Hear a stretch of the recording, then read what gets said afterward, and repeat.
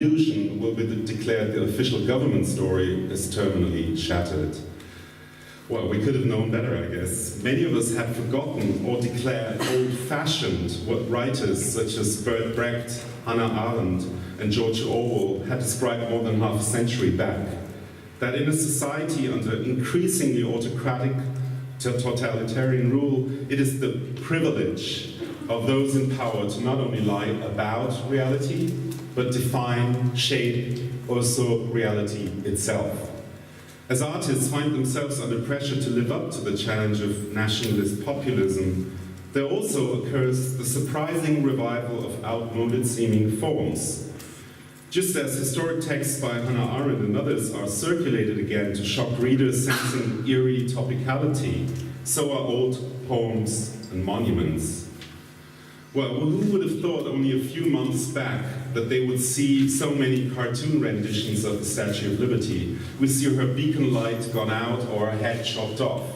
Suddenly, the figure that had seemed to have become a travesty printed on tourist mugs and t-shirts, a joke in the face of long-standing US realities, such as the world's highest incarceration rate, appears in new light. A few weeks ago, activists in New York attached a banner to Lady Liberty reading, "Refugees Welcome."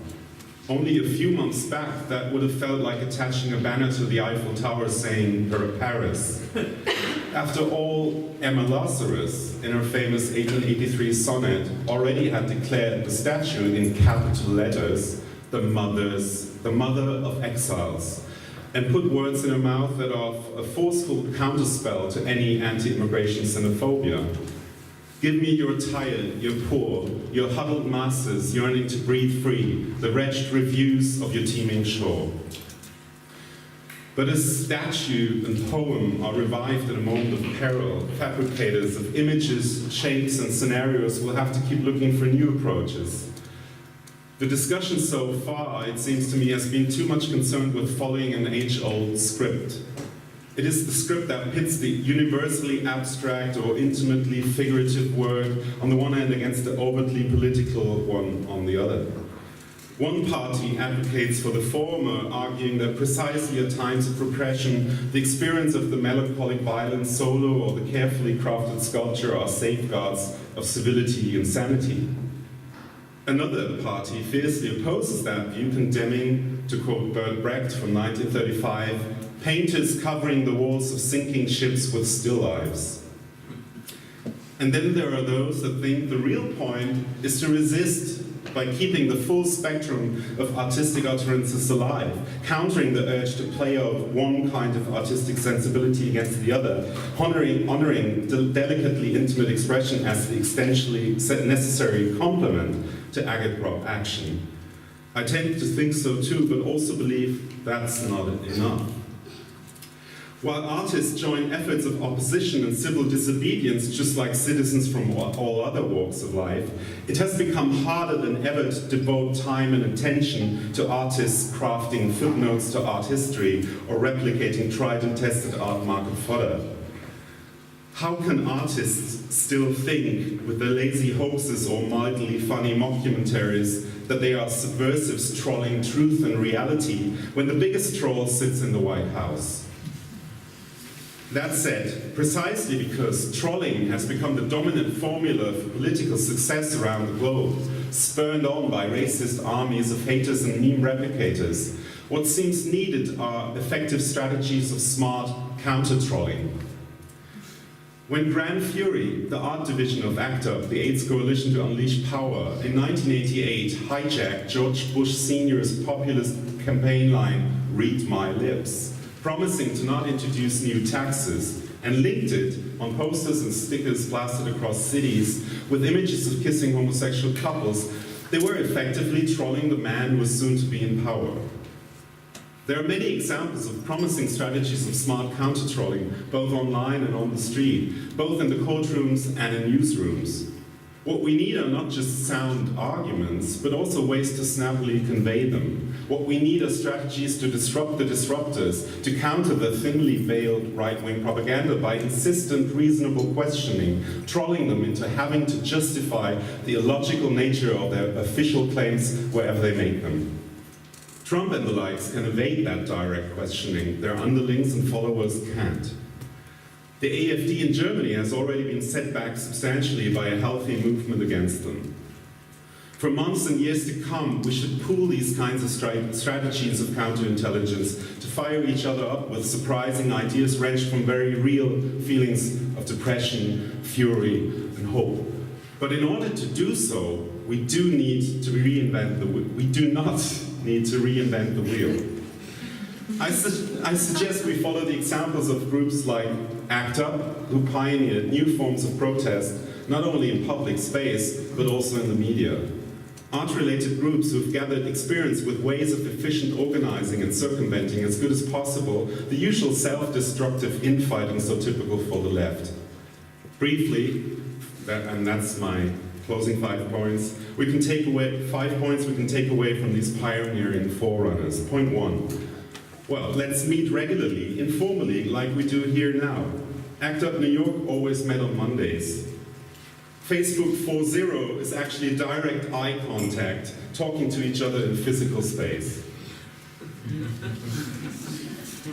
Second point, let's make sure we include the most diverse group of people possible, not only in terms of ethnicity and gender or sexual orientation, but also in terms of age and class. Again, learn from ACT UP. Let's not get bogged down in sectarianism. Let's not be holier than thou. Regarding age for them, it really meant to learn from older activists who've organized before, who've had experiences of repression before in the 60s and 70s. And regarding class, it meant for them that homeless street kids become part of the movement just as did a number of Wall Street bankers. We should be open to get wealthy people on board if A, they clearly are willing to work towards the idea of social and economic justice, and B, are willing to dedicate a substantial part of their wealth to the current fight against nationalist populism. Third point. My mouth is running dry. Let's form affinity groups in which different, and I think this is a really important point, let's form affinity groups in which different kinds of knowledge, skills, and passions can flourish without hindering each other all the time. One group could focus on social media analysis and action, another on traditional investigative journalism, yet another one on creating images and slogans, yet another one would concentrate on legal matters, just to give a few examples. Fourth point, let's allow ourselves to be inventive, snappy, funny. When it comes to aesthetics and strategies of persuasion, recent protests in the wake of the arrest of the Turkish-German journalist Deniz Yücel by Turkish authorities are a very good example, I think. Instead of the usual marching protest, supporters organized many car motorcades around the country, which therefore got major coverage in a media that probably otherwise wouldn't have happened. The point was to recharge a cliched notion that Turkish people somehow like to do motorcades and honk, and fill it with new progressive meaning. They're actually doing one in Hamburg on the occasion of a Turkish minister doing a propaganda speech next weekend, I think. Fifth and final point. Well, that's another lesson from ACT UP. Let's allow ourselves to have fun. After those Monday meetings, partying was in order at ACT UP. ACT UP's political actions, because of their wit and aesthetic rigor, were often pleasure in and of themselves, even if that simply involved the pleasure of expressing your anger. More importantly, your political judgment will be clouded by distress and repression or worse, and your group structure will fall apart if you don't allow the whole thing to be induced with sensual pleasure and comic relief, with eating and drinking and dancing together and making jokes. To quote a famous Public Enemy slogan, party for your right to fight. One last thing, I got an email earlier today from Doris Akrap, who is an editor at Die Tageszeitung and a close friend of Deniz Yücel, who's imprisoned in a prison outside of Istanbul right now in solitary confinement. Dear Jörg, I'm sorry to let you know that I will have to stay in Istanbul and therefore can't make it to your event. I stay because I have to take care of the sister of Deniz as well as for journalistic reasons. I would have loved to contribute, but I hope you understand. Please say hello to everyone and let them know that the case of Deniz Yücel and hundreds of other Turkish journalists makes clear that it's not a tired, empty phrase to say that the powerful feel more threatened by the pen than by the sword. Next time you make a workshop, I'm happy to join. All the best, and please excuse Doris Akrap. Thank you.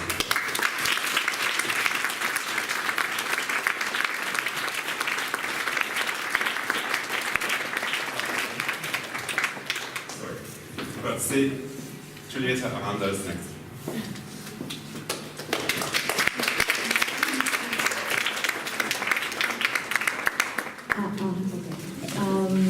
Okay. So, something that is quite interesting in what we have heard so far is that we all keep going back to the ideas of pleasure and humor and love and some sense of enjoyment. So before I start saying all that I want to say in my 10 minutes, I'm going to start with 3 anecdotes. One is something that happened to me. It was, somebody told me this some 10 years ago. It was meant as an insult, but it's one of the best compliments I have received. What a writer told me, Julieta, the problem with you is that you enjoy life too much to be a proper intellectual. Which is, it was really meant as an incredible diss, but it did me good. That's one anecdote. The second anecdote is something that, like, what happened to me at a personal level, and not so much because I want to talk about myself, but because I think that embodiment is important. I'm Mexican, you may or may not know that. And the day after Trump was announced president of the United States, I realized that I have been moving through the world as an artist, taking advantage of the conduits that art allows us to have, which is that you can go through class, you can cut through geography, you can cut through gender, you can cut through generational gaps and plow your way through. And in my case, all of a sudden, from being born fairly poor in Mexico, I would end up in Germany doing the things that I do now. So in that case, what it meant for me, the entire thing that has happened after Trump's election is that this